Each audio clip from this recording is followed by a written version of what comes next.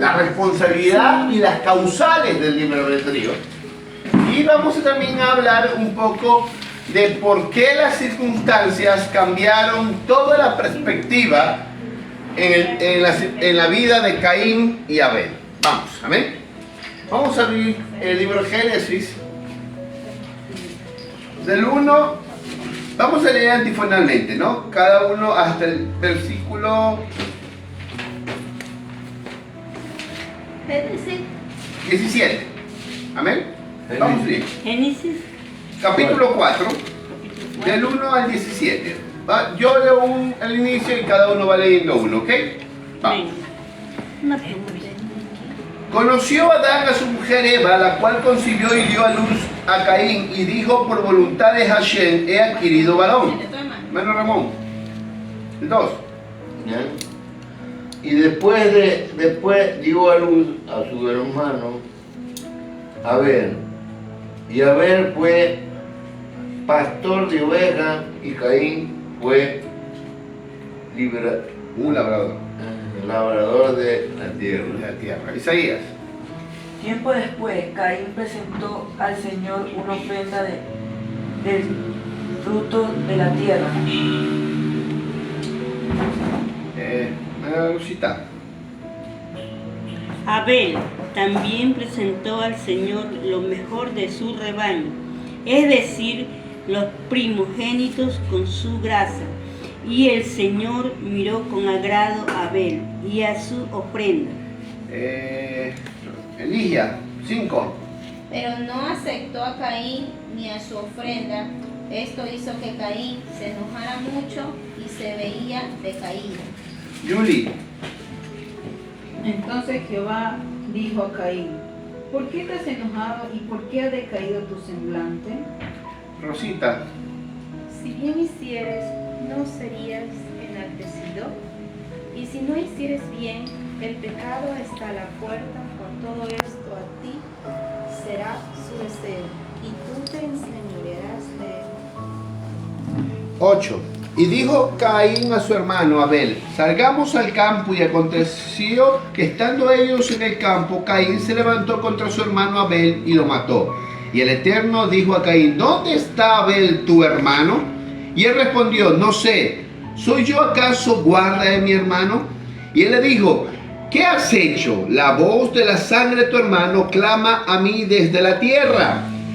Ahora pues, maldito sea tú de la tierra, que abrió la boca para recibir de tu mano la sangre de tu hermano. Cuando labre la tierra, no te volverá a dar su fuerza, errante y extranjero serás en la tierra.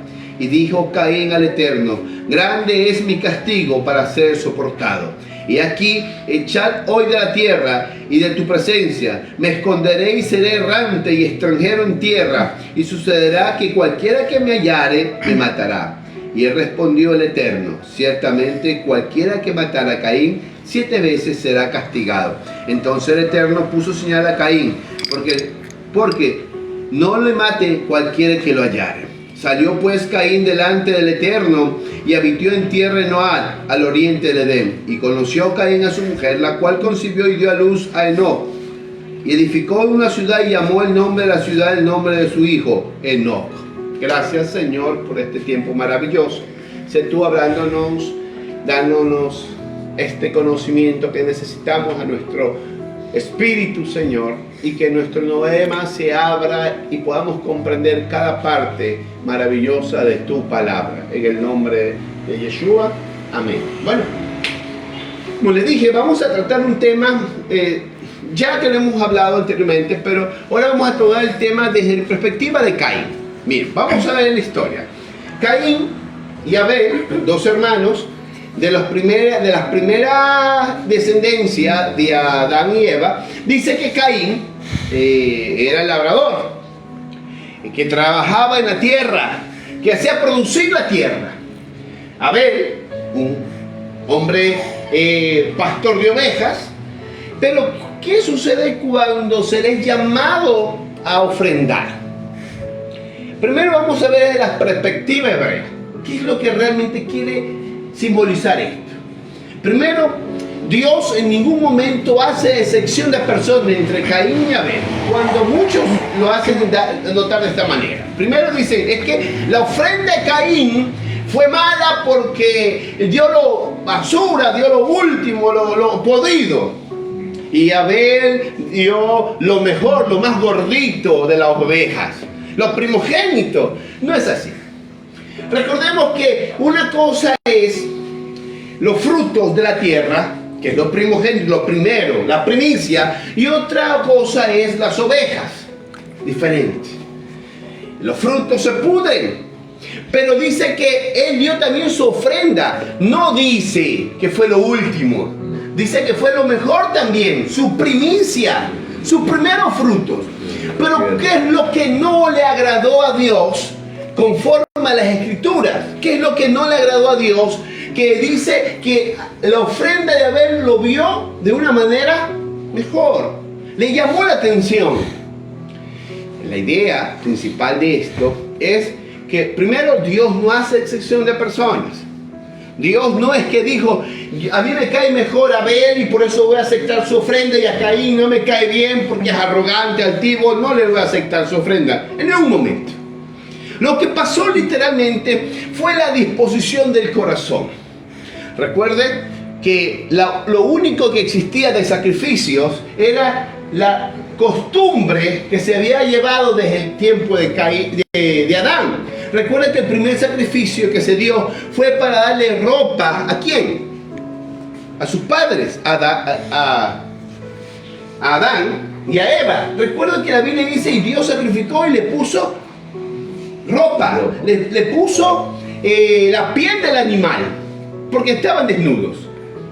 Y esa ropa o esa piel fue el primer sacrificio. A partir de ahí, no dice la Escritura que Dios le pidió algo a ellos. Lo hacían de agradecimiento. Tanto a Adán y Eva le enseñaban a sus hijos a ser agradecidos de la misma forma que Dios lo había creado. Eran agradecidos diariamente, porque aunque habían cometido un error en el Edén, querían rectificar sus errores de una manera para que Dios los perdone. El principal punto era la ofrenda, pero no es una ofrenda física que literalmente estamos hablando aquí. Hablamos de una ofrenda espiritual, una ofrenda de disposición. ¿Qué ocurre cuando tú das una ofrenda? Hablando no de lo material, sino una ofrenda específica. Dios no está mirando la cantidad que tú dispones, sino la disposición de tu corazón. Es lo mismo que el apóstol Pablo determina. Y cuando él pase donde sus hermanos que van a Jerusalén, recojan y todos den conforme a su corazón, de su trabajo. Saquen algo para sus hermanos en Jerusalén, pero hagan conforme a su corazón. Escucha esa palabra, conforme al corazón. Eso significa que debe tener un peso mayor. Cuando tú amas, más das. Esa es la perspectiva del corazón. Cuando más estimas, más das. Esa es la perspectiva del corazón. Y es lo que literalmente Adán y Eva le enseñaron a sus hijos. Pero ¿qué pasaba? Cuando Caín vio que la ofrenda que daba Abel era agradable a Dios, porque Abel no estaba mirando si era más gorda o más pequeña. Él sabía que era de agradecimiento, porque Hashem bendito, el Dios eterno, le daba vida diariamente. Cada vez que se levantaba daba gracias y decía, Dios me ha dado vida otro día más. De agradecimiento, daba su ofrenda.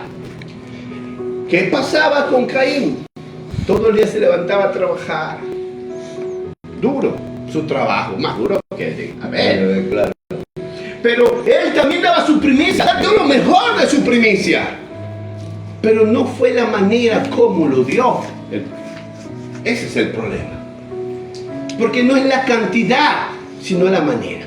Entonces, aquí viene el resto del proceso que queríamos hablar. El precio del pecado. y la circunstancia de la gracia de Dios y el libre albedrío. Vamos a primero preguntarnos, ¿qué pasó literalmente a partir de que Caín mató a su hermano?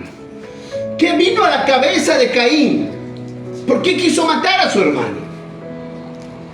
Muchos dicen es que le dio envidia. La Biblia dice que sintió celos, porque se dio cuenta que Dios favorecía más a Abel que a él en sus ofrendas. Que más era el agrado de la ofrenda de un animal que del fruto de él. Y me imagino que en su corazón comenzó a tener dolor. Vamos a leer el versículo 6. Miren lo que le dice. ¿Por qué te has ensañado? ¿Y por qué has decaído tu semblante? Si bien hicieses, no serás enaltecido. ¿Qué es lo que le está diciendo el Eterno en ese momento a Caín? Si bien hicieres, no le está diciendo que su ofrenda era mala. Le está diciendo de lo profundo de su corazón. La Midrash judía dice que es de lo que sale de tu corazón.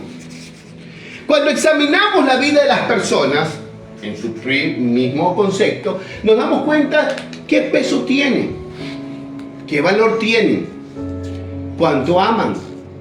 Y el peso del amor se manifiesta no en el dar, lo económico, sino en mostrar su amor hacia esa persona. El sacrificio del amor hacia esa persona. Imagínense el amor que ellos presentaban hacia Dios. Tenían que ser manifestados. Y quizás en lo material lo intentaban presentar, pero ellos tenían que mostrar cuánto amaban a Dios. Y lo hacían por medio de su ofrenda voluntaria que salía del corazón, sin dolor, sin tristeza. Y ahí viene la pregunta cuando Dios le dice en el capítulo 6, ¿por qué te has ensañado? ¿Por qué has decaído tu semblante? Porque se sentía herido y lastimado. Pero dejemos a un lado esta parte y vamos a entrar a lo más difícil: el precio del pecado. ¿Qué pasó con Caín cuando permitió el pecado?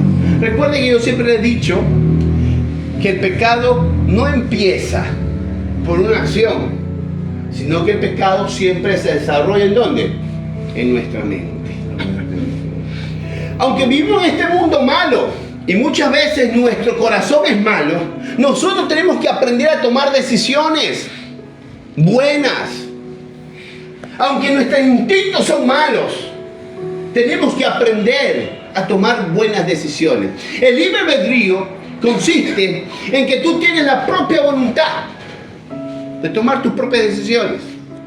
En este concepto de la idea del pecado, el precio que tuvo que pagar Caín.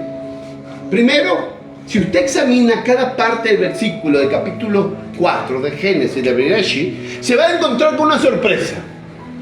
Que Dios sabía lo que iba a ocurrir. Y Dios le pregunta a Caín, ¿dónde está tu hermano? ¿Por qué le hace esa pregunta si él lo sabe todo? Para ver el corazón, que era lo que contestaba. Ver el corazón.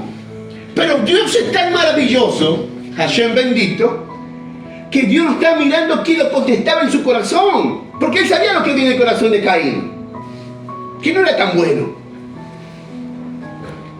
Dios le estaba dando una oportunidad para que haga teshuvah, arrepentimiento, para que se arrepienta de lo que había hecho. Dios en su misericordia, aún sabiendo que tenemos libre albedrío, que sabiendo que hemos cometido el delito, el precio del pecado ya establecido, porque mató a su hermano, Dios se acerca y le dice, Caín, tu hermano.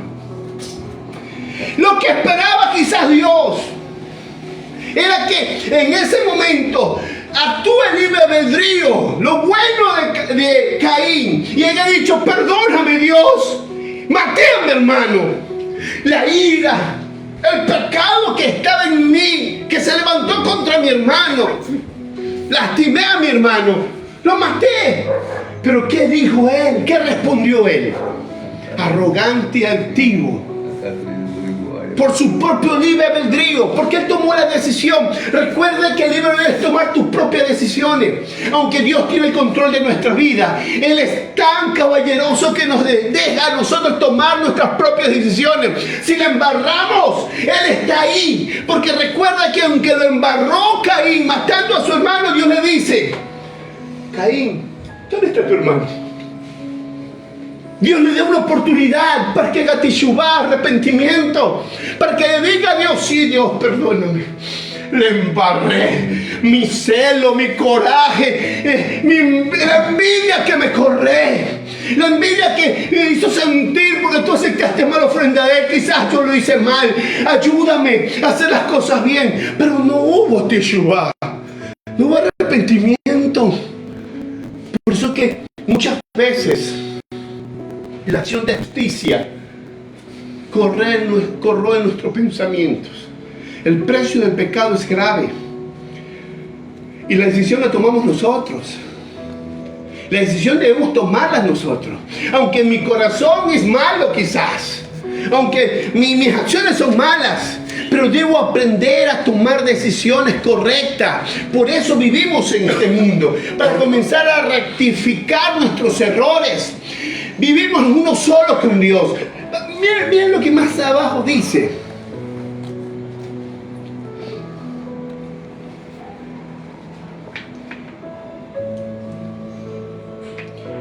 Y el Eterno le dijo a Caín: ¿dónde está tu hermano? Y él respondió: ¿yo soy acaso guardián de mi hermano? Vamos a hacernos la pregunta. ¿Por qué Dios le pregunta: ¿dónde está tu hermano? Respuesta es porque Dios quería ver el arrepentimiento de Caín. Pero responde: yo soy guardia de mi hermano. En raíces hebreas o en la cultura judía se dice que nosotros estamos en este mundo para rectificar nuestros errores, para decidir cosas buenas, porque somos uno con Dios. Somos un vínculo, una unidad. Y cuando fuimos creados de una esencia especial. Cada ser humano tiene el aliento de Dios. Cada ser humano tiene el ruah de Dios. Aunque sus acciones son malas, aunque muchos no pueden rectificar, aunque su alma están encadenadas y oscuras en maldad. Muchos sí razonan y buscan el arrepentimiento. Es ahí donde Dios hace una pregunta cauciosa y dice: ¿dónde está tu hermano? Una de las cosas que ocurre en nuestra sociedad es que todo lo juzgamos, todo lo acusamos, sin saber la verdad a la profundidad. Y cuando nos enteramos de la verdad, solo callamos. Que yo soy quizás cuidador de mi hermano. Toda acción tiene que ver con la persona que está a tu lado, con tu esposa, con tus hijos, con tu amigo, con el que siempre está caminando contigo. Imagínate que tus decisiones lastimen a la persona que tú dices amar. Que tus decisiones egoístas, por eso digo el precio del pecado, porque tu decisión fue egoísta. Y el precio del pecado tiene circunstancias. Pero imagínense la magnitud de esto. Por algo tan pequeño que pasó en mi mente y se fue a mi corazón, la envidia, la contienda, la rivalidad. Puedo destruir a alguien, a la persona que decida amar, a mi alrededor, por simplemente satisfacer un momento de placer emocional, o simplemente un momento específico de una mala decisión. Por eso es que nuestro libre albedrío debe ser claro. Recuerda que yo les he enseñado que nosotros somos ni buenos ni malos. Somos buenos y somos malos. En nosotros está lo perfecto y lo imperfecto. Lo perfecto es lo que está dentro de nosotros, por medio del Ruach, del Espíritu Santo de Dios. Y lo imperfecto es esto, donde está la envidia, la vanidad, la concupiscencia, los deseos. Y tenemos que aprender a caminar con decisión.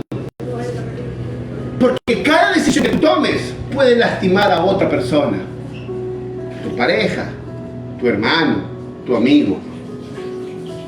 Y Dios siempre te va a preguntar, aunque aparentemente dice, no, es que Dios sabe que esa persona es mala conmigo, pero Dios siempre te va a preguntar, ¿y dónde está tu hermano? ¿Qué pasó con tu hermano? ¿Qué le hiciste a tu hermano? ¿Y sabes por qué Dios te va a preguntar? Porque tú eres uno con Él. Tú eres uno con Él.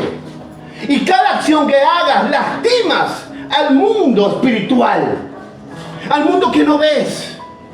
Y cuando lastimas ese mundo, vas rompiendo ligaduras por tu libre albedrío. Y la causa que trae tu pecado es grande. Por eso es un precio que se paga muy feo. Muchas veces ese precio tiene que ver con el rompimiento de tu hogar, tiene que ver con problemas diarios en tu hogar, tiene que ver con vidas lastimadas. ¿Por qué lo hice? ¿Por qué lo hiciste? ¿Por qué lo hice? Y te das cuenta al final, ¿por qué lo hice? Porque ya lo lastimaste y el precio debe pagarse. Ya Caín, Dios le dio una oportunidad primero. Mira, Dios es tan grande y tan hermoso. Por eso que cuando escucha a un Dios que da juicio y que condena, no es el mismo Dios que amamos. El Dios que amamos es un Dios que da misericordia una y otra vez para que tú reacciones, para que tú veas. Le dice a le dice a Caín, ¿dónde está tu hermano? Con un solo principio, que le diga la verdad. Porque Dios ya lo sabía, o usted cree que Dios no lo sabía. Dios lo sabía. Porque él dice, la sangre de tu hermano clama desde la tierra. Recuerda que la sangre dice que clama, es como el alma misma que clamaba. Y decía literalmente, Señor, mira lo que hizo mi hermano. Hay una parte, no me acuerdo si la Midrash dice que Abel clamaba por su hermano Caín para que Dios tenga misericordia. Mira, aunque aparentemente parece incoherente, si ya mató a su hermano, ¿por qué tiene que clamar por él? Y dice que clamaba su sangre por justicia. Y ahora, ¿qué ustedes entienden por justicia? Es que Dios venga y mate a Caín, lo elimina del faz de la tierra. Esa es la mente que tenemos nosotros. Pero para Dios justicia es otra cosa. ¿Sabe? Para Dios justicia es oportunidad, una y otra vez, constantemente. Para Dios justicia es oportunidad constante. Por eso cuando dice la Escritura que Abel, la sangre de Abel clamaba por justicia, no era la justicia, ay Caín, te voy a eliminar porque me hagas, no, sino que decía literalmente una oportunidad más a ese hermano mío. Y aunque dejó que su egoísmo, su arrogancia y su celo actuaran, y el precio del pecado fue que yo muriera, que su justicia se ha manifestado una y otra vez. Amén. Cuando dice, eras errante, le dice Dios a Caín. Y Caín dijo arrogantemente, bueno, el primero que me encuentre me mate. Y dijo Dios, no, mi hijito, tú no vas a morir fácilmente. No es un castigo. Mucha gente lo ve como castigo.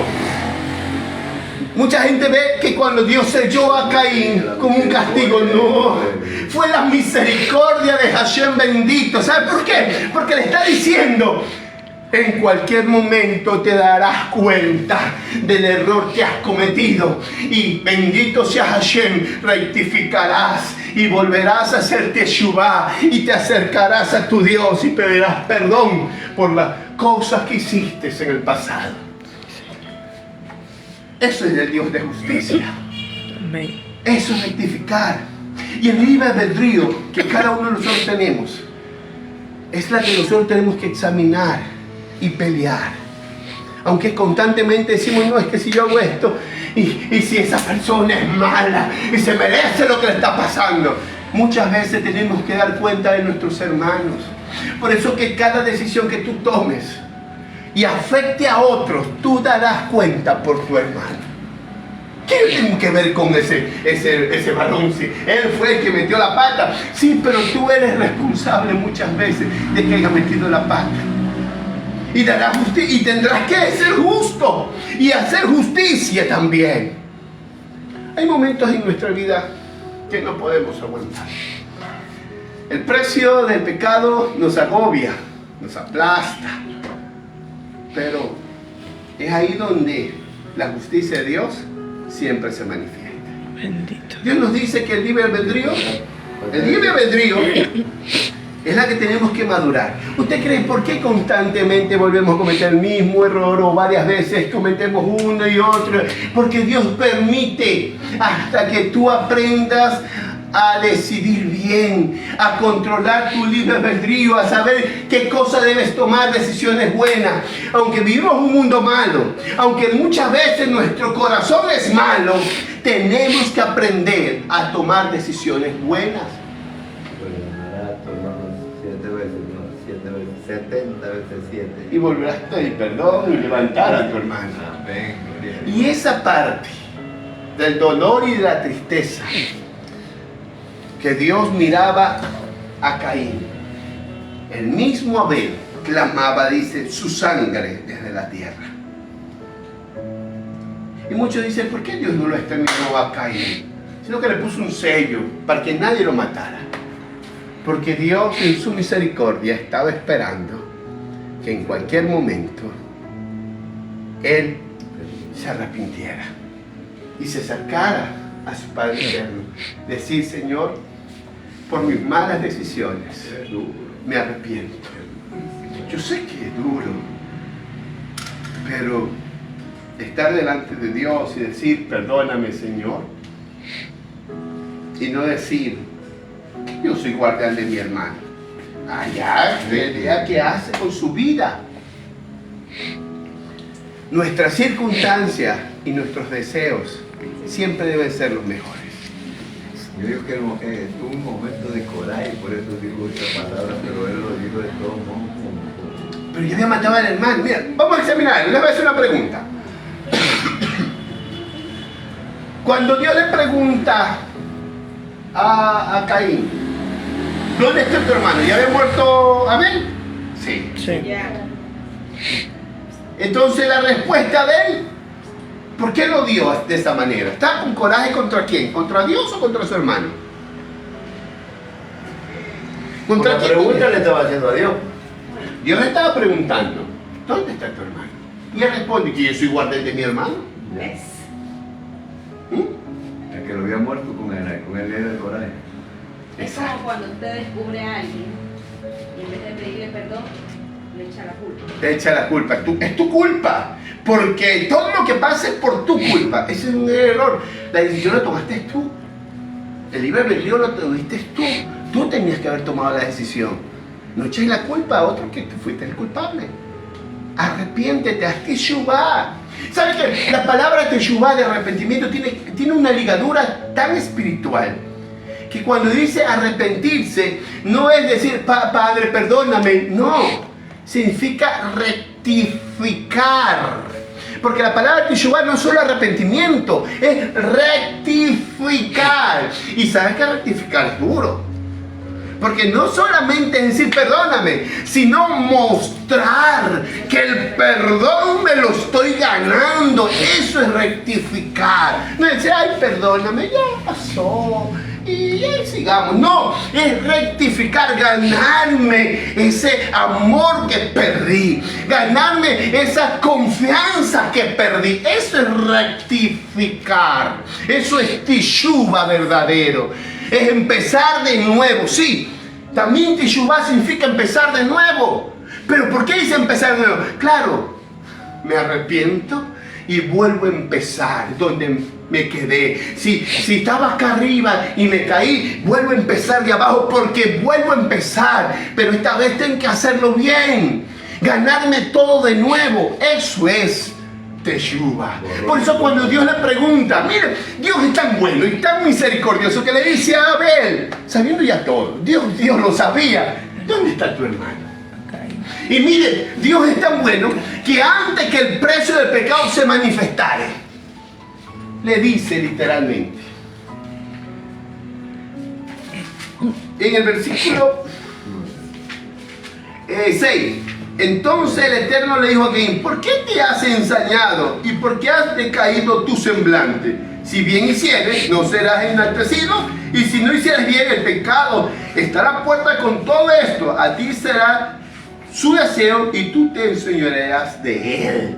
¿Sabes que Dios es tan bueno que antes que metas la pata, ella te está advirtiendo, te está mandando señales, te está diciendo, oye, escucha, escucha. Te comienza a sonar todo, pero como nuestras decisiones son siempre malas, nuestro albedrío está apagado, no nunca miremos lo bueno, sino lo malo que hay en nuestro camino, tomamos malas decisiones. Es que Dios es así. Dios primero te está advirtiendo todo. Y después que te lo advierte, le dice al mismo Caín estas palabras. Si tus acciones son buenas, serás enaltecido. Si no hicieras bien, el pecado está a la puerta. Con todo esto, a ti será su deseo y tú censurarás de él. En pocas palabras le voy a decir, el pecado no se te presenta de hermoso. Hola, soy el pecado. No.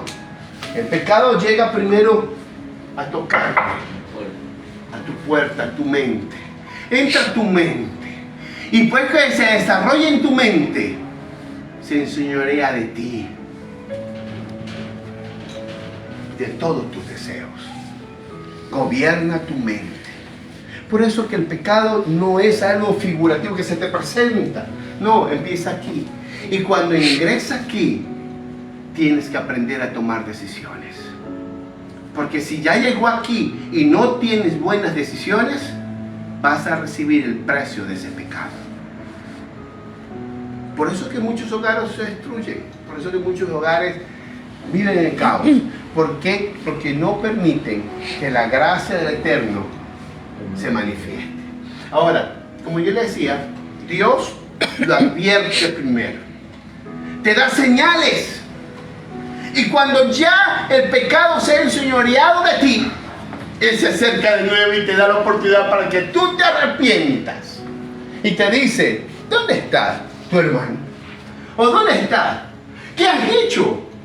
Pero nosotros altivos decimos, nada, todo está bien. No pasa nada, nadie me vio. Nadie me descubrió. Y ese es el problema. Borra los mensajes. Borra los mensajes. Eso es el problema. Dice, nadie me vio. Pero no sabe que el de arriba lo está viendo todo, lo sabe todo, lo conoce todo. Que si en ese momento tú vienes, ya lo embarraste, porque ya lo embarró. Y cuando Dios le pregunta eso a Caín, ya lo había embarrado Caín. Y le dice lo mismo. ¿Dónde está tu hermano? ¿Qué hizo? Claro, por eso es que en ese momento la respuesta correcta era perdóname, Señor. Acabo de matar a mi hermano, los celos, el pecado vino sobre mí. ¿Y sabe que Dios le decía? Tranquilo, Caín. Estoy seguro que cambiando la historia un poco de Génesis, ese capítulo, estoy seguro que Dios lo hubiera bajado con sus ángeles y le hubiera dado un abrazo. Y, tranquilo, Caín. Te dejaste dominar por la ira, por tus deseos. Ahora vamos a hacer las cosas bien. Te arrepentiste de verdad. Ahora vamos a empezar las cosas muy bien. Porque cuando un hombre es perdonado de verdad y siente el perdón porque se ha arrepentido de verdad, perdón la redundancia, ama de verdad. Dice la Escritura, el que más se le es perdonado, más ama. Imagínense que si Caín hubiera dicho, perdóname, ese hombre hubiera hecho, la vida fuera diferente para nosotros. Una historia diferente. Aunque yo sé que muchos van a decir, no, lo que estoy diciendo es una herejía. Pero es verdad. Mucha gente juzga sin conocer el fundamento de las cosas. Pero la verdad no está en las circunstancias. Está en tus decisiones. Y no permitas que el pecado se enseñoree de ti y que este traiga un precio duro de pagar. Dios siempre te va a dar oportunidades, y la oportunidad más hermosa es cuando te da la oportunidad de arrepentirte. Y si no te arrepientes, igual te hará justicia. La justicia de Dios no es condenarte, sino que darte la oportunidad una y otra vez hasta que reconozca quién es tu Dios y reconozca que has pecado contra Él. Imagínense cuán maravilloso es Dios. Y si estamos hablando del precio del pecado, todos nos imaginamos hoy día un mensaje: pecador, arrepiéntete. Pues no, es que ese no es el Dios que realmente se manifiesta en la Escritura.